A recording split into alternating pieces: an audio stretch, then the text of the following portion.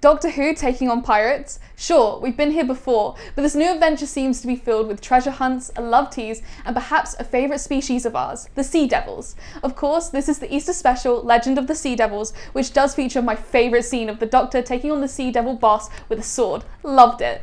While the attention has been mostly taken with the after episode trailer, which we'll be talking about in another video, we of course have to talk about the special and whether it hit the mark. Let's dive deep into the Easter special and see what it had to offer as the penultimate episode of both Jodie Whittaker and writer Chris Chibnall. Here we go! Welcome to Tardis Central. I'm your host Kendra and let's get into it. Today's Easter special, Legend of the Sea Devils, is the second of the 3 Doctor Who special episodes to air in 2022. We've already had Eve of the Daleks, now we're awaiting the upcoming centenary special, but in the meantime, let's talk about the latest instalment of the Doctor Who universe and if it hit the mark. The story is written by Chris Chibnall and Ella Road, while being directed by Hao-Lu Wang. Thankfully, we've also got our regulars of John Bishop as Dan and Mandip Gill as Yaz, joining Jodie Whittaker's 13th Doctor for the penultimate episode. If you want to keep up to date on all the latest Doctor Who news, lore and more, then make sure to hit that subscribe button to never miss a video from the team here at Tardis Central. As always, please let us know your thoughts in the comments section below, because if you're talking about Doctor Who, then we want to hear about it. So, the first Doctor Who episode since the start of the year kicked off with the first episode to feature the Sea Devils since 1984. Though we've seen their land-based counterparts in 2010's The Hungry Earth / Cold Blood, also written by this episode's co-writer Chris Chibnall, this would be the 2005 revival's first go at the aquatic Earthlings. The episode sets itself up with a sense of foreboding in establishing the setting of the story, with Sagan's intense cue to introduce the story's prominent historical figure, Madame Ching, entering a village devoted to the protection of the impressive Sea Devil monument. As any good cold opening, this one opens with many questions that will or will not be answered through the story.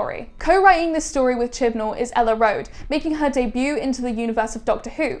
Road and Chibnall's script has a sense of magic and general fun, which is definitely a nice divide between the chaos of the Flux storyline and the 13th Doctor's final adventure, which will bring back some old enemies and friends. The story is basic in terms of plot, with nothing major or unique to make this any different in terms of the Doctor and her friends stopping a plot and saving the oppressed.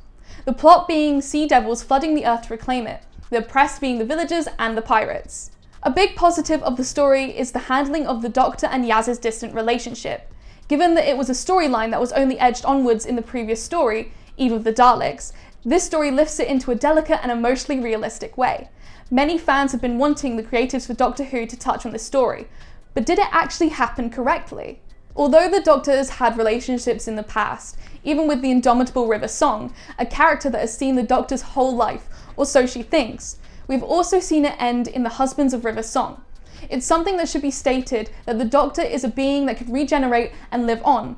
She's not human and she can live for almost an eternity, and given the Timeless Child arc, she is on the fringes of being immortal. But Yaz is only human, and it goes in line with the relationship Russell T Davies established between Rose and the 10th Doctor during Series 2.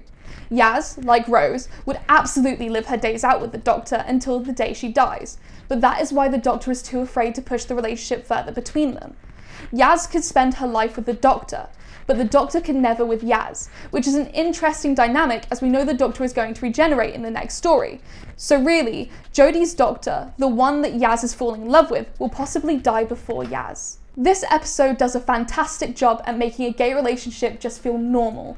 It's not exaggerated, but is established with an honest representation that makes those moments between Yaz and the Doctor so memorable. Those scenes between the two are surprisingly the strongest moments of the episode, considering the topics of the story. But it also establishes a question of what happens to Yaz and if there will be any sort of happy ending, considering the next episode sees Jodie, Mandip and John leave the show with Chris Chibnall. Who can forget Dan Lewis?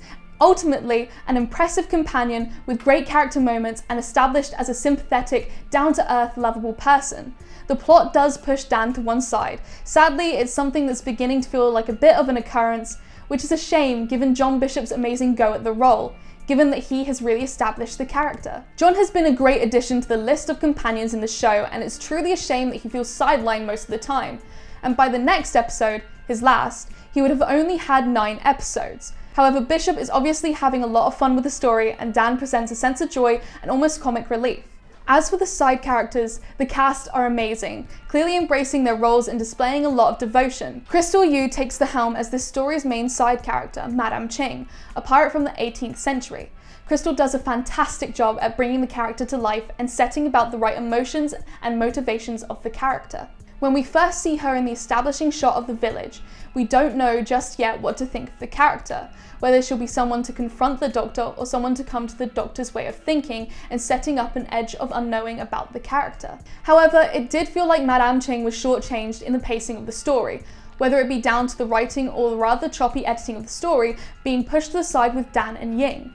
This episode felt very focused on Yaz and the Doctor, more to the degree that Dan and the supporting cast felt like a burden rather than part of the story, which is a shame given that the cast was very strong and the characters full of potential. The Sea Devils in this story looked incredible, at least when they were static. The monsters were faithfully recreated with respect for the original 1972 design and brought into the 21st century. Although they looked incredible, the classic Earthlings were treated as a generic one-off monster, which feels disappointing considering this was their first televised appearance in 28 years. However, what is slightly refreshing about this story is that it isn't a complete rehash of the 1970s story. The Silurians, debuting the land-bound relatives of the Sea Devils, as every episode since has reused the plot of the beings wanting to re-inhabit the Earth by any means necessary. Although that is the end goal of the Sea Devils in this story, it feels invigorating that it takes place somewhere completely different from contemporary Earth, and to seem more malice than usual. Although it was impressive to see the modernised version of the creatures, it is a real shame that obviously if there was an animatronic work on the Sea Devil prosthetic, that it didn't do a good enough job and CGI was relied on to make the lips, the eyes and the throat move in sync to dialogue and seem more realistic. It's a shame that it's more of a flop and leaves the Sea Devils looking naff and a bit ridiculous. However, it feels refreshing to have a classic monster that isn't the Daleks or the Cybermen at the forefront of the show. I will say though that one scene bothered me with the Sea Devils. This would be the death of the Chief Sea Devil. It felt too quick and was too soon almost, perhaps due to the editing, which we will touch on in a moment. It makes sense for the time-displaced pirate to kill the Chief, but it felt too soon and slightly out of place. Again, this may be due to the editing and pacing of the entire episode, which we'll talk about now. Where the episode really fails and sadly loses its gravitas with is the editing. This story's pacing is a bit bizarre in terms of it feeling too fast, with not many establishing shots and a lot of cut moments which could have helped fill the clunkiness of the story. Editing didn't allow for much breathing space for the majority of the story. Minor issues, which could easily be avoided but made it into the final cut, such as the geography of various scenes. It wasn't clear where all the characters are, and most of the time characters would teleport from nowhere, such as there was no establishing shot of the Doctor, Yaz and Dan setting up the trap for the Sea Devil, which felt very out of the blue, and in the tense moment of the Doctor coming face to face with the Chief Sea Devil, it felt very flat alongside the sudden change from downpour to dry spell. It's a shame that an episode with such visual promise feels so disorientating, and while watching may not feel as bad to the casual viewer, it does feel as though a big chunk of the episode was left on the cutting room floor. Considering the episode was just over the 45-minute mark, the cut down feeling could be due to the episode originally being an hour long, as most specials usually reach the hour mark. As an example of this, Eve of the Daleks was 58 minutes long.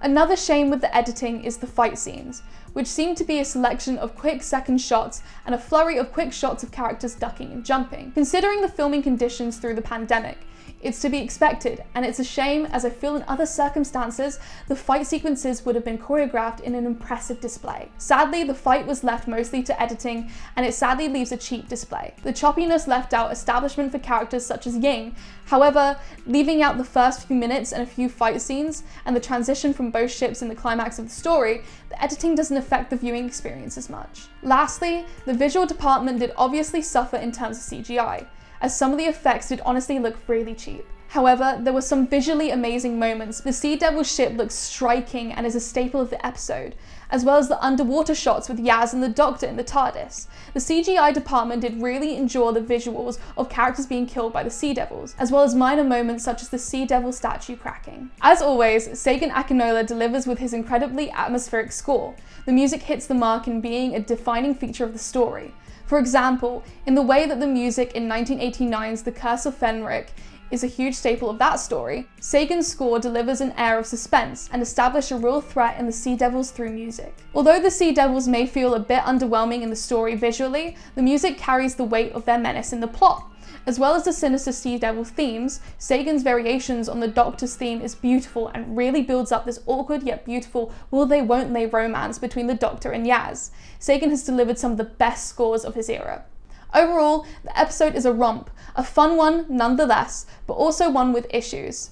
Between the editing and some CGI against the music and the character moments, Legend of the Sea Devils is a story that feels magical and carries a lot of high spirits, but also a ton of foreshadowing for things to come. The plot felt rushed, and the Sea Devils certainly didn't feel like they were centre stage for this story. But this episode was certainly the calm before the very clustered storm in the next one. And the fact that the Tardis team were in need for a fun adventure, Chibnall and Rowe delivered on an upbeat, swashbuckling adventure that will fit in the chain of fan favourite episodes for Jodie Whittaker's era on the show. So, what did you think of Legend of the Sea Devils? Did it satisfy your Doctor Who needs for now, up until the next special episode, or did it leave you wanting more? Let us know in the comments below. If you want to keep up to date on all the latest Doctor Who news, lore, and more, then make sure to hit that subscribe button to never miss a video from the team here at Tardis Central. For now, I've been Kendra. Thanks for watching, and we'll see you next time. Allons-y!